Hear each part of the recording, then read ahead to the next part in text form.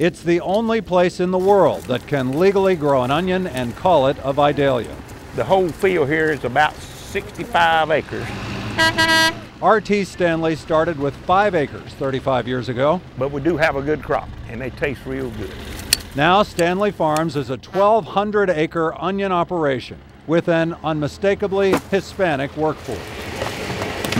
As R.T. Stanley watched his Vidalia onion production gear up this spring, he also kept an eye on Georgia politics and worried when lawmakers decided to write an Arizona-style immigration law into Georgia's books. One of the main things that's bothering me now is I'm worried about the labor situation. It could put us out of business in 1 year. 1 year. The new law has Stanley worried because he fears it will drive off much of his workforce. By some estimates, as many as half of Georgia's onion workers are here illegally. The workers didn't seem interested in talking to me. Should I be surprised by that? Not at all. Jerry Gonzalez of the Georgia Association of Latino Elected Officials says R.T. Stanley's unease reflects that of his workers.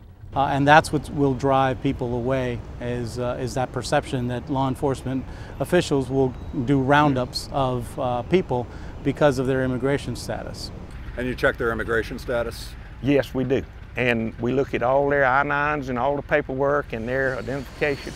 But Stanley says he knows that documentation doesn't necessarily tell the whole story in a farm working community that's made a cottage industry of forging documents. Those documents are presented, and as an employer, it's very difficult for him to discern whether those documents are legal or not. I just know that everything that I look at, they're legal.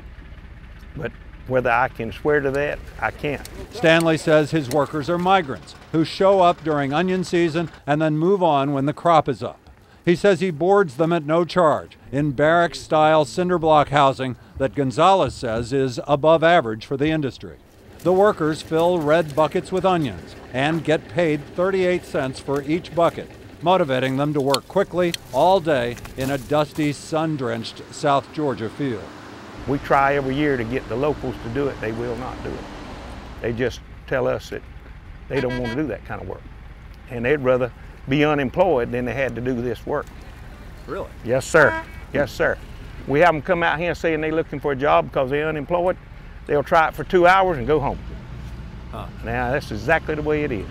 Under the new immigration bill, which Governor Deal has vowed to sign into law, Stanley worries that next spring he'll have fields full of unharvested onions because workers, immigrant and local, won't show up.